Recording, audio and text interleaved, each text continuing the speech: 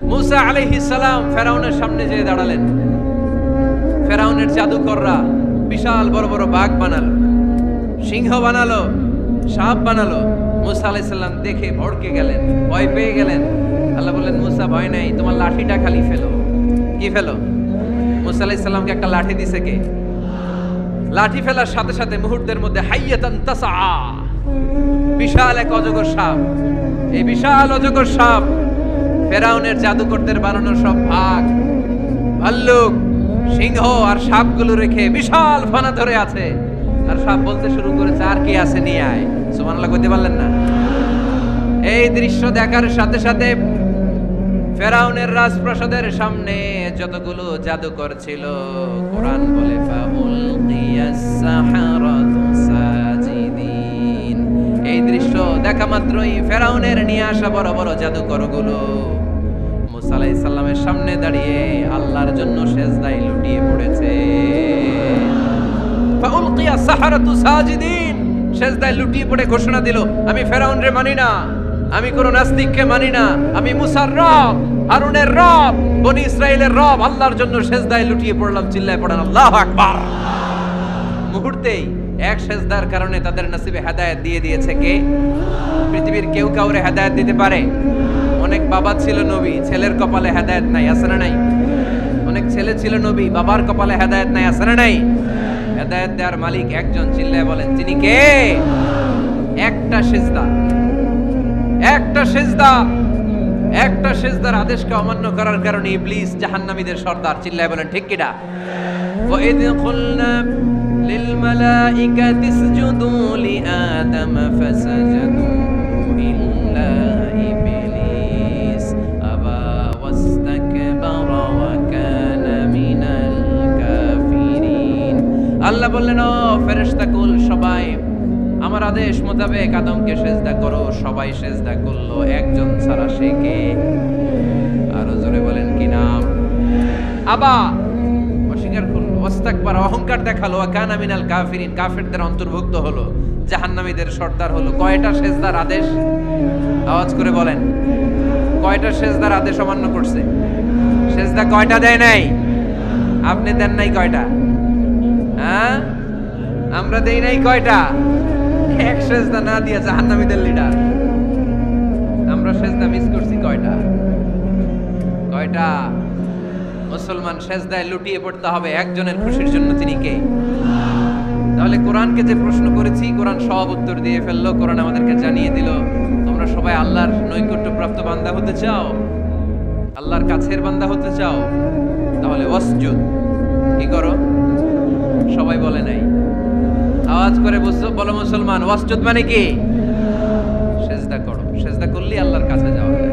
মনের যত জ্বালা যন্ত্রণা দুঃখ ব্যথা আপনি সিজদায় পড়ে আল্লাহরে বলেন। কোনো ভায়া লাগবে না, কোনো মিডিয়া লাগে না, কোনো সিরিয়াল লাগে না, কোনো অ্যাপয়েন্টমেন্ট লাগে না। ডাকতে দেরি, ডাকে সাড়া দিতে দেরি হয় না। তাহলে কোরআনের আলোকে আজকে আমরা জেনে গেলাম আল্লাহর কাছে যেতে হলে সিজদায় লুটিয়ে পড়তে হয়। এবার আমরা সুন্নাহর আলোকে জানার চেষ্টা করব কি করে আল্লাহর কাছে যেতে হয়। শুনবেন? কষ্ট হচ্ছে নাকি আপনাদের? সুন্নাহকে যদি আমরা জিজ্ঞেস করি, বিশ্বনবী রেখে যাওয়া সুন্নাতে যদি আমরা একটু তালাশ করি, একটু স্ক্যানিং করি, একটু চোখ বুলাই, তাহলে সুন্নাহ আমাদেরকে বলে বেশি বেশি নফল ইবাদত করো আর আল্লাহর নৈকট্য হাসিল করো। সুবহানাল্লাহ বলবেন না? কোরআন বলেছে সিজদায় লুটিয়ে পড়ো। যা যা বললাম আমি ওঠার আগে জিজ্ঞেস করে আবার শুনে যাব, কারণ আমি মনে করি এটা ক্লাস। এটা কি ক্লাসে পড়া দেওয়া নেওয়া আছে না নাই? এতক্ষণ পড়ানোর পরে জিজ্ঞেস করার দরকার আছে না নাই? কোরআন বলছে কি আর সুন্নাহ কি বলে? নফল ইবাদত। আওয়াজ করে বলতে হবে, সুন্নাহ কি বলে? বুখারীর বর্ণনা, আল্লাহর হাবিব সাল্লাল্লাহু আলাইহি ওয়াসাল্লাম বলেন, মা ইয়াজালু আবদি ইয়াতাকাররাবু ইলাইয়া বিন নওয়াফিল, বান্দা যত বেশি নফল ইবাদত করতে থাকে, করতে করতে করতে করতে বান্দা আমার কাছের নৈকট্য প্রাপ্ত বান্দা হয়ে যায়। হাত্তা উহিব্বাহু, এরপর আমি আমার বান্দারে এত ভালোবাসি, কুনতু সামআহুল্লাযী ইয়াসমাউ বিহি, বান্দা যখন শুনে সে তার নিজের কান দিয়ে শুনে না, আমি আল্লাহর কানে শুনে। কুনতু বাসরাহুল্লাযী ইউবসিরু বিহি, বান্দা যখন দেখে নিজের চোখে দেখে না, আমি আল্লাহর চোখে দেখে। ওয়া ইয়াদাহুল্লাযী ইয়াবতিশু বিহা, বান্দা যখন কিছু ধরে বান্দার হাতে ধরে না, আমি আল্লাহর হাতে ধরে। ওয়ারিজলাহুল্লাতি ইয়ামশি বিহা, বান্দা যখন হেঁটে যায় ওর নিজের পায়ে হাঁটে না, কেমন যেন আমি আল্লাহর পায়ে হাঁটে। আওয়াজ করে বলতে হবে আল্লাহু আকবার। মানে আল্লাহ বোঝাতে চাইলেন আমি তখন তার কান হয়ে যাই, আমি তখন তার চোখ হয়ে যাই, আমি তখন তার হাত হয়ে যাই, আমি তখন তার পা হয়ে যাই। আমার আর তার মাঝে আর কোনো ফারাক থাকে না, সে আমার একেবারে নিকটে চলে আসে। আওয়াজ করে পড়েন সুবহানাল্লাহ। এজন্য বিশ্বনবী সাল্লাল্লাহু আলাইহি ওয়াসাল্লাম বদরের প্রান্তরে তলোয়ার নাই, ঘোড়া নাই, ওট নাই, সৈন্য সামন্ত নাই, না খেয়ে হাড্ডি সারা 313 জন মুসলমানকে নিয়ে আল্লাহর উপর ভরসা করে বদরের প্রান্তরে দাঁড়ালেন। আর ওইদিকে কাফেরদের সৈন্যবাহিনী ছিল 1000। কয় হাজার? মুসলমান কয়জন? মাত্র 313 জন। ওদের কাছে অস্ত্র শস্ত্রে সজ্জিত সেনাবাহিনী। বিশ্বনবীর 313 জনের কাছে তলোয়ার নাই, ঘোড়া নাই, কিছু নাই। বিশ্বনবী আল্লাহর উপর ভরসা করে এক মুষ্টি বালি নিয়ে ওয়াশাহাতিল ওযু, কাফেরদের চোখগুলো ধ্বংস হোক বলে তিনি বালুগুলো ছড়িয়ে দিলেন। মুহূর্তের মধ্যে 1000 সৈন্যবাহিনীর কাফের সৈনিকদের চোখের মধ্যে ধূলিকণা পৌঁছে দিল কে? আল্লাহর হাবিব সাল্লাল্লাহু আলাইহি ওয়াসাল্লাম বদরের প্রান্তর থেকে এক মুষ্টি বালু নিয়ে বললেন শাহাতিল ওযু বলে তিনি বালু ছুড়ে মারলেন। 1000 সৈন্যবাহিনীর চোখের মধ্যে বালু ছড়াই দিছে কে? বুঝে শুনে উত্তর দিয়েন। এখানে 1000 লোক দাঁড়ানো, আমি বালু নিলাম, গায়ের যত জোর আছে সবার চোখের দিকে মারলাম। 1000 জনের চোখের ভিতরে ঢুকবে সর্বোচ্চ 5 জন, বেশি হইলে 10 জন, তার চেয়ে বেশি হইলে 20 জন, বেশি হইলে 50 জন। বুঝে শুনে উত্তর দিয়েন। আমার মুষ্টিবদ্ধ বালু ছুঁড়ে মারলে 1000 মানুষের চোখের মধ্যে পড়বে? আওয়াজ করে বলেন পড়বে। এজন্য আল্লাহ বলেন নবী ওটা তুমি মারো না, ওটা আমি মারছি। সুবহানাল্লাহ নাই?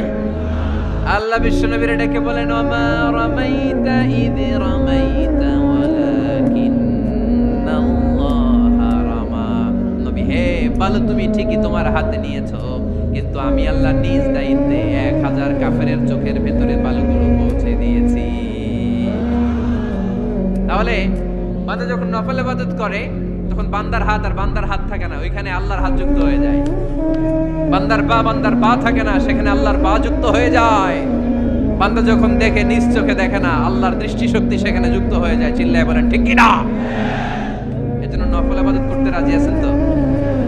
সুনানে তিরমিজির বর্ণনায় আল্লাহর হাবিব সাল্লাল্লাহু আলাইহি ওয়াসাল্লাম বললেন হাদিসে কুদসি কিয়ামতের দিন বান্দার যখন ফরজে ঘাটতি হবে, কিসে ঘাটতি হবে? ফরজে। আল্লাহ পাক বলবেন উনজুরু হাল্লি আবদি মিন তাতাওউ, ও ফেরেশতারা দেখো তো আমার বান্দা নফল করছে কিনা। ফরজে যেহেতু তার ঘাটতি, দেখো তো আমার বান্দার কোনো নফল ইবাদত আছে কিনা। ফেরেশতারা বলবে আছে। আল্লাহ বলবেন তাহলে ফরজগুলার যেহেতু ঘাটতি, নফল থেকে কিছু এনে ফরজে বসাই দিয়ে ওগুলোর ফরজ বানায় দাও।